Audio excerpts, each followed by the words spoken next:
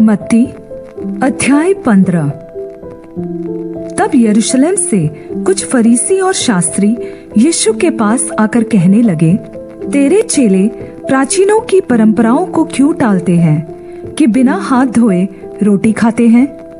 उसने उनको उत्तर दिया, तुम भी अपनी परंपराओं के कारण क्यों परमेश्वर की आज्ञा टालते हो?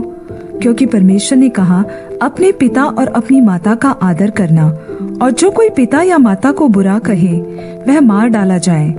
पर तुम कहते हो कि यदि कोई अपने पिता या माता से कहे, जो कुछ तुझे मुझसे लाभ पहुंच सकता था वह परमेश्वर को भेंट चढ़ाया जा चुका, तो वह अपने पिता का आदर न करे। इस प्रकार तुमने अपनी परंपरा के कारण परमेश्वर का वचन टाल दिया। हे कपटियों, यशायाह ने तुम्हारे विषय में यह भविष्यवाणी ठीक ही की है। ये लोग होठों से तो मेरा आदर करते हैं, पर उनका मन मुझसे दूर रहता है, और ये व्यर्थ मेरी उपासना करते हैं, क्योंकि मनुष्य की विधियों को धर्मोपदेश करके सिखाते हैं। और उसने लोगों को अपने पास बुलाकर उनसे कहा, सुनो और समझो, जो मुंह में जाता है वह मनुष्य को अशुद्ध नहीं करता, पर जो मुंह से निकलता है वही मनुष्य को अशुद्ध करता है। तब चेलों ने आकर उससे कहा, क्या तू जानता है कि फरीसियों ने यह वचन सुनकर ठोकर खाई? उसने उत्तर दिया, हर पौधा जो मेरे स्वर्गीय पिता ने नहीं लगाया उखाड़ा जाएगा। उनको जाने दो, वे अंधे मार्ग दिखाने वाले हैं, और अंधा यदि अंधे को मार्ग दिखाए तो दोनों गड्ढे में गिर पड़ेंगे। यह सुनकर पतरस ने उससे कहा, यह दृष्टांत हमें समझा दे। उसने कहा, क्या तुम भी अब तक नासमझ हो?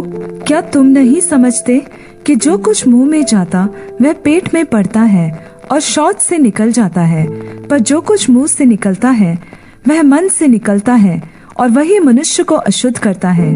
क्योंकि बुरे विचार, हत्या, परस्त्रीगमन, व्यभिचार, चोरी, झूठी गवाही और निंदा मन ही से निकलती है। यही है जो मनुष्य को अशुद्ध करती है। परंतु हाथ बिना धोए भोजन करना मनुष्य को अशुद्ध नहीं करता। यीशु वहां से निकलकर सोर और सीदोन के देशों की ओर चला गया, और देखो, उस प्रदेश से एक कनानी स्त्री निकली और चिल्लाकर कहने लगी, हे प्रभु, दाऊद के संतान, मुझ पर दया कर, मेरी बेटी को दुष्टात्मा बहुत सता रहा है। पर उसने उसे कुछ उत्तर न दिया, और उसके चेलों ने आकर उससे विनती करके कहा, इसे विदा कर, क्योंकि वह हमारे पीछे चिल्लाती आती है। उसने उत्तर दिया, इज़राइल के घराने की खोई हुई भेड़ों को छोड़ मैं किसी के पास नहीं भेजा गया। पर वह आई और उसे प्रणाम करके कहने लगी, हे प्रभु, मेरी सहायता कर। उसने उत्तर दिया, बच्चों की रोटी लेकर कुत्तों के आगे डालना अच्छा नहीं। उसने कहा, सत्य है प्रभु, पर कुत्ते भी वह चूर चार खाते हैं जो उनके स्वामियों की मेज से गिरते हैं। इस पर यीशु ने उसको उत्तर देकर कहा, हे स्त्री, तेरा विश्वास बड़ा है, जैसा तू चाहती है तेरे लिए वैसा ही हो। और उसकी बेटी उसी समय चंगी हो गई।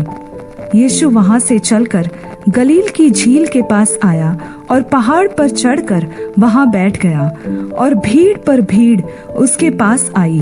वे अपने साथ लंगड़ों, अंधों, गूंगों, टुंडों और बहुतों को लेकर उसके पास आए, और उन्हें उसके पांव पर डाल दिया, और उसने उन्हें चंगा किया। अतः जब लोगों ने देखा कि गूंगे बोलते और टुंडे चंगे होते और लंगड़े चलते और अंधे देखते हैं, तो अचंभा करके इस्राएल के परमेश्वर की बड़ाई की।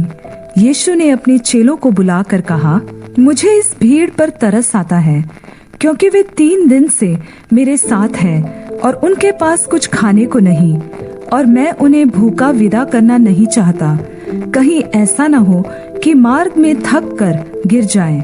चेलों ने उससे कहा, हमें इस निर्जन स्थान में कहां से इतनी रोटी मिलेगी कि हम इतनी बड़ी भीड़ को तृप्त करें? यीशु ने उनसे पूछा, तुम्हारे पास कितनी रोटियां हैं? उन्होंने कहा, 7 और थोड़ी सी छोटी मछलियां। तब उसने लोगों को भूमि पर बैठने की आज्ञा दी, और उन 7 रोटियों और मछलियों को ले धन्यवाद करके तोड़ा और अपने चेलों को देता गया, और चेले लोगों को। इस प्रकार सब खाकर तृप्त हो गए, और बचे हुए टुकड़ों से भरे हुए 7 टोकरे उठाए, और खाने वाली स्त्रियों और बालकों को छोड़ 4000 पुरुष थे। तब वह भीड़ को विदा करके नाव पर चढ़ गया और मगदन क्षेत्र में आया।